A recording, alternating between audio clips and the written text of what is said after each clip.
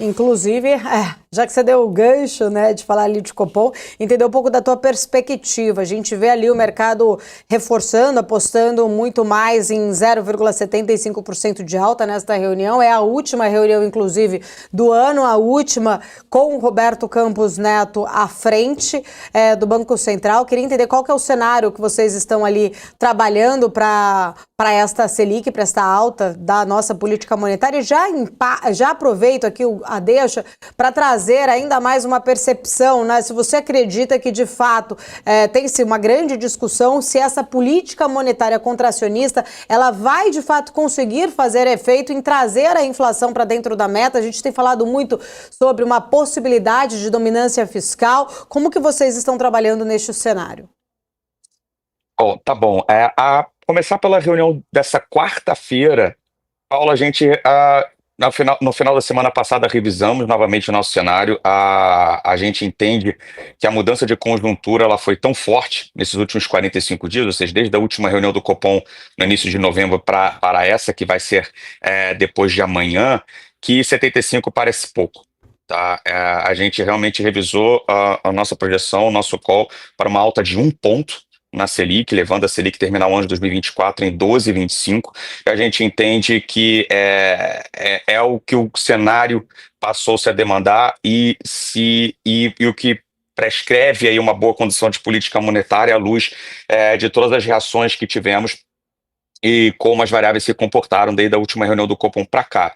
Então é um movimento agressivo, é um movimento que, se em confirmado, se nós estivermos certos, ele muito provavelmente será acompanhado de outro aumento de 1 ponto da taxa Selic na reunião de janeiro do ano que vem.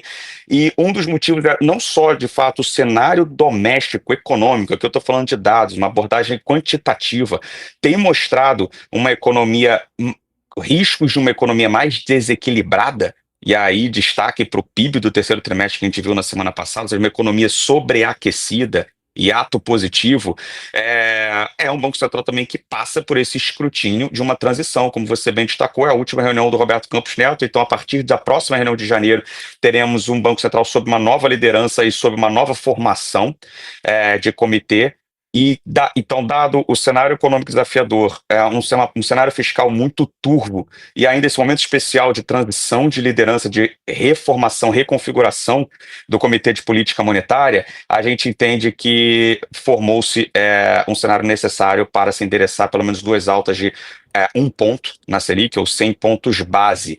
Onde que passa o risco fiscal, como você comentou, de dominância? Aí vai da parte dos agentes em acreditar que a política monetária ela ainda consegue exercer o seu papel. Então, quando você perguntou qual o nível da Selic, essa política monetária consegue endereçar a inflação para a meta? Consegue. A minha opinião, ainda vivemos tranquilamente sobre um ambiente normal de política econômica, onde a política monetária funciona e exercer o seu papel de forçar ou endereçar a convergência da inflação para o centro da meta, a atual meta hoje 3%. Agora, tem que ter apetite, tem que se mostrar, né, que existe essa credibilidade, que existe essa vontade e, acima de tudo, que existe esse compromisso. Daniel, prazer falar contigo. Eu estava lendo algumas questões aqui a respeito dessa reunião. Os argumentos são muito pertinentes que você trouxe aqui.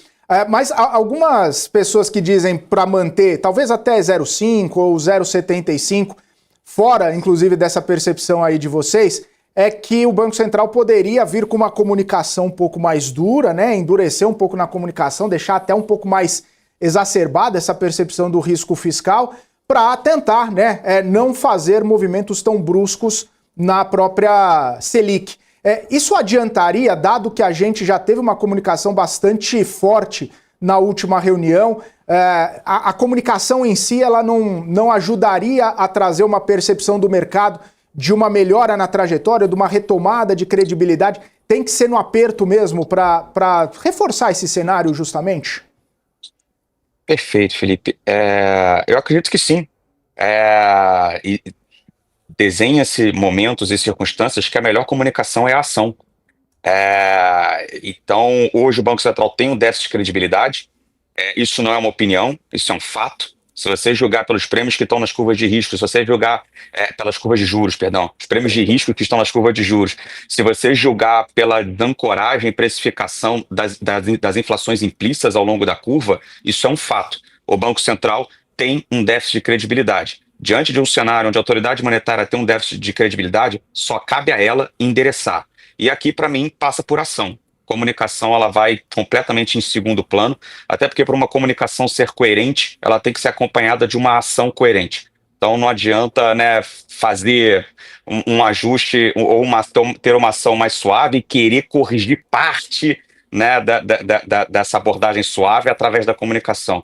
Então, aliás, esse foi um dos motivos, muito importante sua pergunta, de que a gente realmente entendeu que assim, 75 não cabe diante da mudança brutal e dos últimos acontecimentos que estão sendo refletidos